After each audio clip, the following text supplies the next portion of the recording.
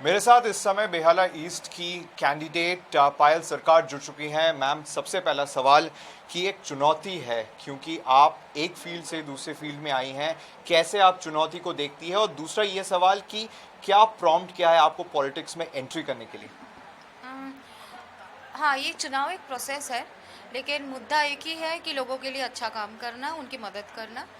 तो जो बीजेपी सरकार के इस वक्त इलेक्शन का मुद्दा है वो यही है कि बंगाल के लोगों की मदद करना। और यहाँ बीजेपी सरकार ने इलेक्शन के वक्त जो एक मुद्दा उठाया है कि लक्ष्य सोनार बांग्ला, जो which means that wholesome change in Bengal.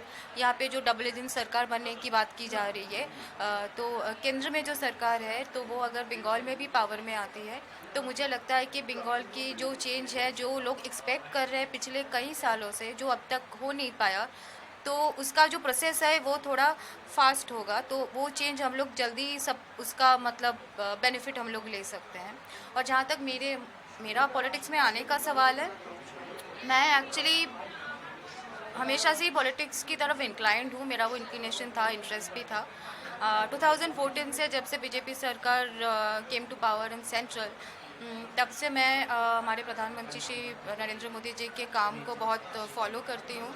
और मुझे लगता है कि उन्होंने जिस तरह से देश के लिए डिसीशंस लिए, कई डिसीशंस उन्होंने लिए हैं जो मुझे लगता है ये हमारे देश के लोगों ने पहले इस तरह के डिसीशंस नहीं देखे हैं, जो बहुत ही इनोवेटिव है, बहुत ही अनकन्वेंशनल है कहीं ना कहीं जाके। और हर तरफ से मतलब पूरे देश को और भी ज़्यादा पावरफुल हम एक पोजीशन में रहे। जब भी हम अभी एक सिचुएशन है कि हम लोग फ्रेजाइल 5 से अभी टॉप 5 में आ गए हैं, इंडिया से वैक्सीन बाहर जा रही है, तो ये सारे जो चेंजेस है ये कभी हम लोगों ने देखे ही नहीं।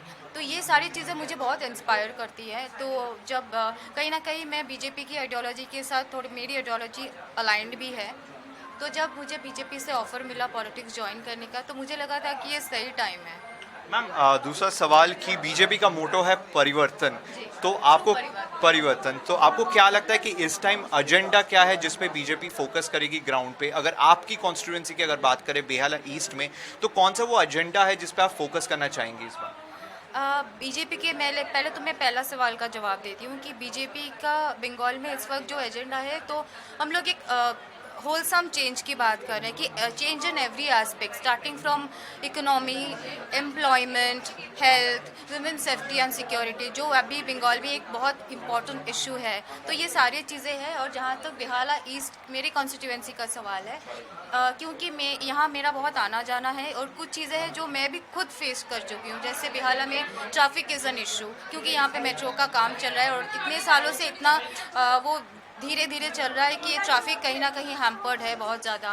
वाटर ड्रेनेज सिस्टम जो है यहाँ पे, थोड़ा इसका भी प्रॉब्लम है। बारिश के टाइम जो लोग बाहर निकलते हैं, इवन जो घर है, जो रेसिडेंसेस है, थोड़े ग्राउंड लेवल के थोड़े नीचे हैं, वो लोग बहुत ही ज़्यादा प्रॉब्लम्स फेस करते हैं। ये दो प्रॉब्लम्स है, ये मैं खुद फेस कर चुकी हूँ। लेकिन आई एम श्योर और भी बहुत सारे इश्यूज होंगे जो यहाँ जो रहने वाले लोग हैं वो लोग एड्रेस करना चाहेंगे, वो लोग मुझसे शेयर करना चाहेंगे। आज मेरा पहला दिन है कैंपेन का, और मैं एक्चुअली रोड से ही लोगों के साथ कनेक्ट करने की कोशिश कर रही हूँ। और यही मेरा प्लान था कि मैं डोर टू डोर पहुँच जाऊँ लोगों के पास और लोग मुझे बोल सके। एक्चुअली बहुत लोग सामने आके मुझे मेरे से अपना प्रॉब्लम शेयर कर रहा है, ये मुझे बहुत अच्छा लगा कि पहले दिन में एटलीस्ट कहीं ना कहीं वो कनेक्शन उन लोगों ने फील किया। That's why they thought that they could share their problems with me. Ma'am, दूसरा सवाल कि बहुत सारे एक्टर एंड एक्ट्रेसेस पॉलिटिक्स में आए हैं। सम ऑफ देम काम किए हैं फील्ड में, but some of them are happy just with the tag of MP and MLA. हाँ, हाँ।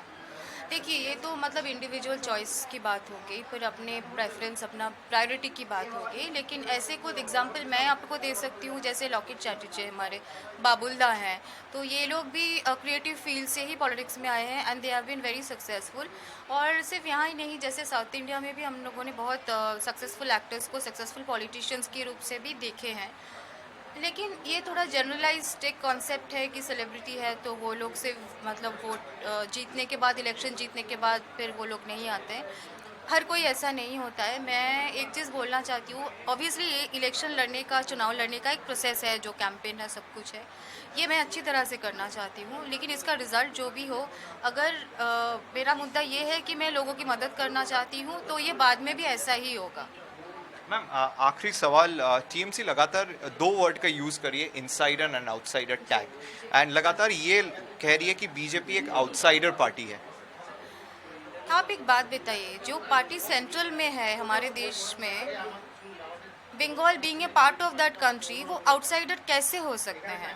मुझे तो लगा था कि अगर कोई भी स्टेट एक देश के अंदर अगर उस स्टेट की गवर्नमेंट सेंट्रल गवर्नमेंट के साथ एक अकॉर्डेंस में एक हार्मनी में रहते हैं, तो एक ओवरऑल जो चेंज होती है हर स्टेट में उसका क्या बताऊँ, मतलब ओवरऑल चेंज का जो प्रॉस्पेरिटी है, जो पॉसिबिलिटी है, वो बहुत ज़्यादा बढ़ जाती है। लेकिन ये कांस्टेंट एक कॉन्फ्लिक्ट की वजह से लेकिन बहुत सारी चीज़ें जो होना चाहिए वो भी हैम्पर्ड हो जाते हैं। तो ये आउटसाइडर फैक्ट तो मुझे नहीं समझ में आता कि हमारे देश के जो गवर्नमेंट है वो आउटसाइडर कैसे हो सकते हैं। और जहाँ तक मेरा सवाल है, I am born and brought up in Kolkata, I studied here, I worked here, I still work here, मैं यहीं से चुनाव लड़ रही हूँ, तो इससे ज़्यादा बंगाली मैं कैसे हो सकती हूँ? Thank you so much ma'am. Thank you.